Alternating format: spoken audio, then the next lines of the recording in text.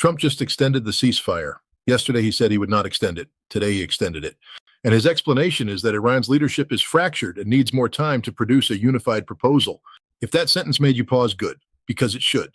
The president who said Iran has no choice but to make a deal is now extending the deadline because Iran cannot make up its mind. Those two things do not fit together, and the reason they do not fit together is the same reason the Islamabad talks failed 11 days ago. Nobody in the official American narrative is willing to say what actually happened in that building in Pakistan. So let me say it. JD Vance sat at a negotiating table in Islamabad for 21 hours. 21 hours.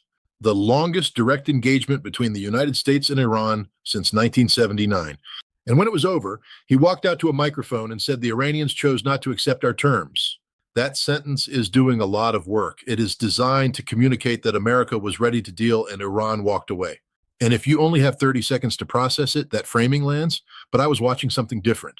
I was watching a man who spent 21 hours making phone calls to Washington and came out of those negotiations without a single concession he was authorized to make. And I want to tell you what actually happened in that building in Islamabad, because the version you are getting from the official American narrative is the political version. What I am about to give you is the operational version. And the difference between those two things is the difference between understanding this war and being managed by it. Let me start with something that has been reported but not adequately emphasized. During the Islamabad talks, Netanyahu posted publicly that Israel's military campaign against Iran was not over, while Vance was inside negotiating, while the most consequential American diplomatic engagement in a generation was happening in real time. The Israeli prime minister was posting to social media that the war continues and the ceasefire does not apply to Lebanon. And according to reporting I find credible and consistent with what participants in those talks have described, Vance was on the phone with Netanyahu during the negotiations. Not before, not after, during, and then Vance left at midnight. The Iranian delegation, which included Foreign Minister Abbas Araghchi and the Speaker of Parliament Mohammad Bagher Ghalibaf, had been ready since before the talks began. They came to Islamabad with everything: technical teams, legal teams, economic frameworks, specific language for each of Iran's 10 points. Every objection the American side could raise, they had prepared a response. Every gap in the framework, they had a proposed solution. They were, by every account from people inside that building, ready to close a deal. And Vance left at midnight. Here's what that tells you if you understand how American national security decision-making actually works. A negotiator who has authority to close a deal does not leave at midnight with the other side still ready to talk. A negotiator who has authority stays in the room. They call for coffee. They push through to dawn, because that is what it looks like when you have the latitude to finish what you started. JD Vance did not have that latitude. And the reason he did not have it is not complicated. If Vance had closed the deal in Islamabad, the agreement would have been built on Iran's 10-point framework, which is exactly what Iran proposed and exactly what the Iranians had done all the technical work to implement. And a deal built on Iranian terms, announced at 6 in the morning in Islamabad after 21 hours of talks, would be read by every political observer in Washington as exactly what it was: an American administration accepting Iranian conditions to end a war that the American administration started.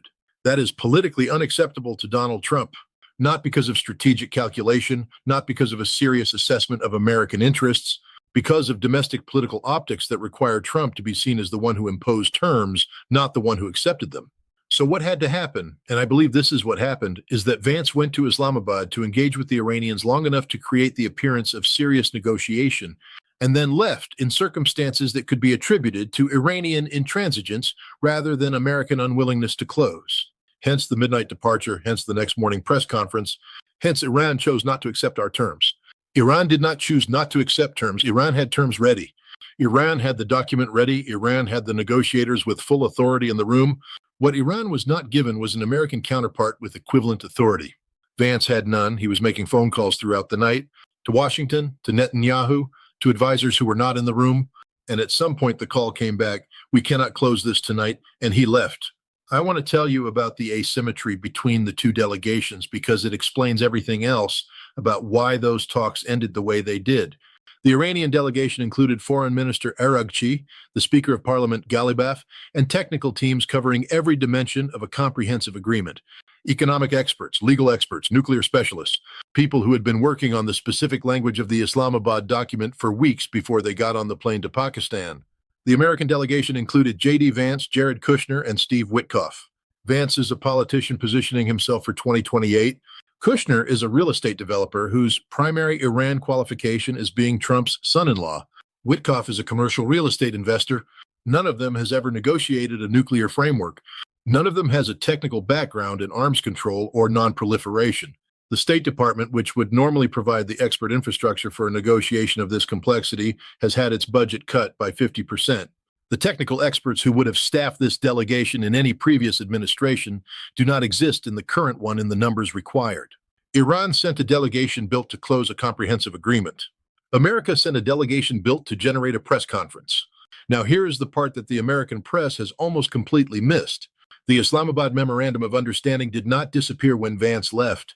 The technical team stayed. Iranian technical teams and American technical teams continued working on the document after Vance boarded Air Force Two.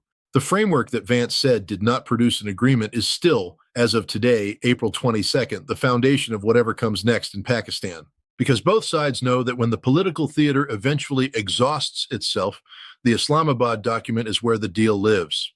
Vance's statement that we leave with a final and best offer and we will see if the Iranians accept it was not a statement of negotiating failure. It was a statement of political positioning. The final and best offer was almost certainly a version of the document that the technical teams had been building throughout those 21 hours. It was handed to the Iranians as a take it or leave it rather than being jointly concluded, which changes the optics from joint agreement to American imposition, which is what Trump needs it to look like. I am going to tell you something about Iran's negotiating position that I think gets completely distorted in American coverage. And it is the key to understanding why Iran cannot simply accept whatever the United States offers and be done with it. Iran has been through this before, twice. In June 2025, the United States and Iran were in active nuclear negotiations. The talks were going well. The American team was saying publicly that significant progress had been made, and then Israel launched its military campaign and the United States joined within days. Iran was negotiating in good faith when the bombs started falling, and then in February 2026, the pattern repeated. Iran was in negotiations. The American side was conveying assurances that military action was not imminent. Operation Epic Fury launched on February 28th. Iran's Foreign Minister Araghchi said it plainly in a press conference that has been ignored by most of the American press. We have now been attacked twice while negotiating. We negotiated last year and you attacked us. We negotiated this year and you attacked us again. Why would we conclude that talking to you leads anywhere except a targeting solution for our leadership? That is not a radical statement. That is a documented, factual description of what happened. Iran did not have a paranoid or ideologically extreme response to the Islamabad talks. Iran had a historically grounded, factually accurate assessment of what American negotiations have produced for them in the past.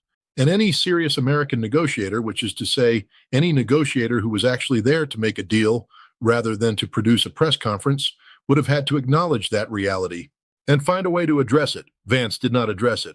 Vance's public posture that Iran chose not to accept our terms reproduces exactly the framing that Iran's foreign minister has explicitly identified as the mechanism of bad faith. You arrive with demands. You describe Iranian resistance to those demands as obstinacy. You leave, and then the bombs continue. Iran has lived that story twice. Of course, they were skeptical that the third round produces a different outcome. There's a dimension to the Islamabad failure that connects directly to the veterans zip-tied on Monday. While Vance was in Pakistan, Trump was telling reporters the talks were going perfectly and there was agreement on almost all points. Vance announced no agreement the same day. Both statements cannot be true. The truth is that both governments are performing for their domestic audiences simultaneously. Iran performing resistance to American maximalism, America performing strength and resolution for Trump's base, and in the middle of those performances sits the Islamabad document that neither side can publicly claim as the foundation of a deal. The veterans arrested Monday are not participants in either performance. They are the ones who pay when the performances last long enough that the guns start again. Now let me address the Lebanon dimension, because it is the specific mechanism through which Netanyahu disrupted the Islamabad talks, and through which he continues to disrupt any comprehensive agreement. Iran's position from the beginning of this conflict has been that the ceasefire must be comprehensive, all regional fronts, Gaza, Yemen, Iraq, Lebanon. That position is not ideological posturing. It is a strategic requirement.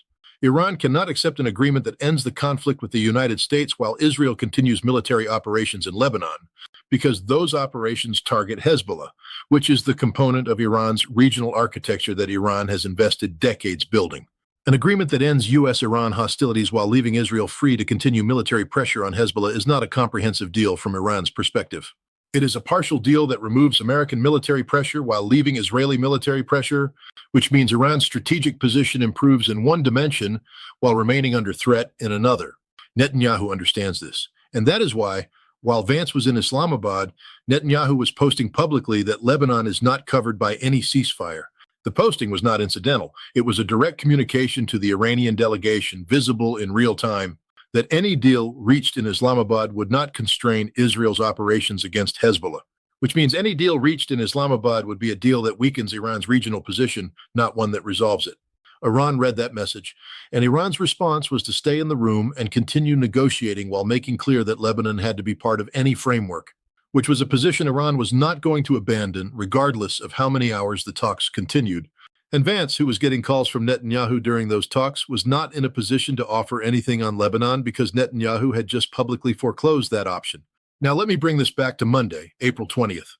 62 American veterans zip-tied in the Capitol Rotunda, holding red tulips, standing at attention in military fatigues, conducting a flag-folding ceremony for the 13 Americans already dead, because they understand something about what happens when diplomatic failures produce military escalations.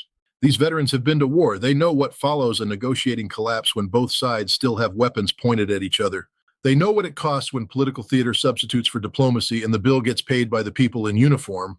The disabled veterans who had their hands zip-tied on Monday are, operationally speaking, more analytically accurate about the consequences of what happened in Islamabad than the vice president who flew away from it.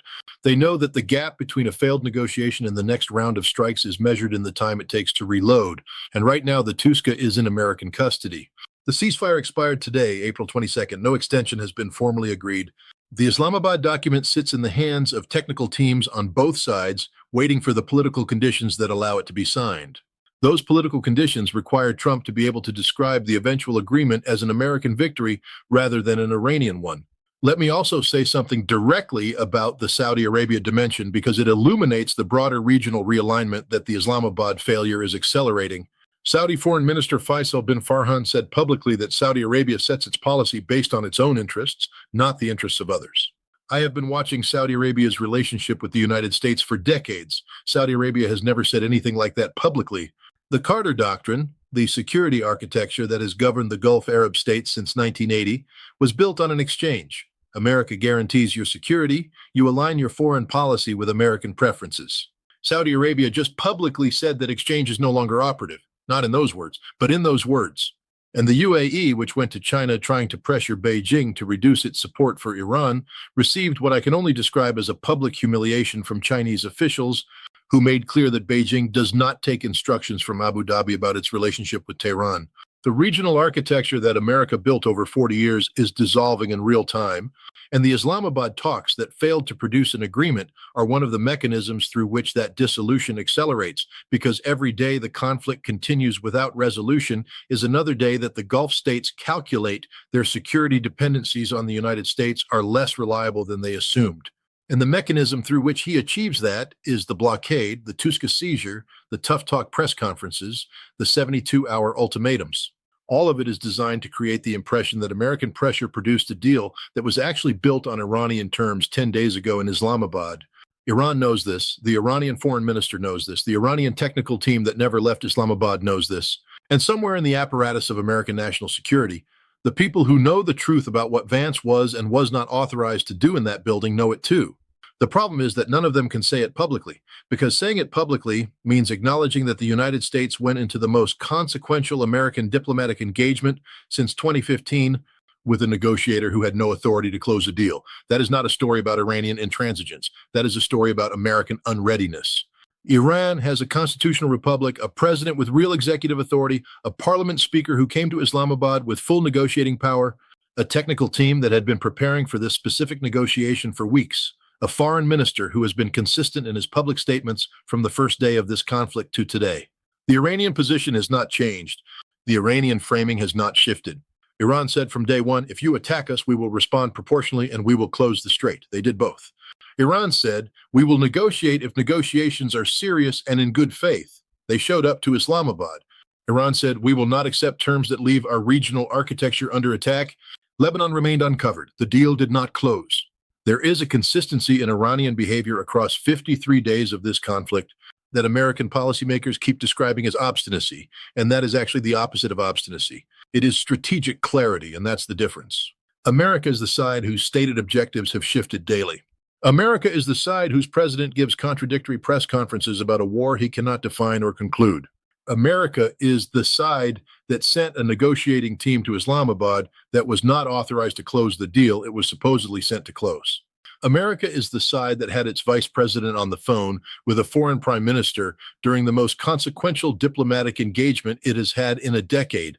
Iran brought the document, America brought the press conference, and when the press conference ended, Iran's technical teams stayed in Islamabad and kept working on the document.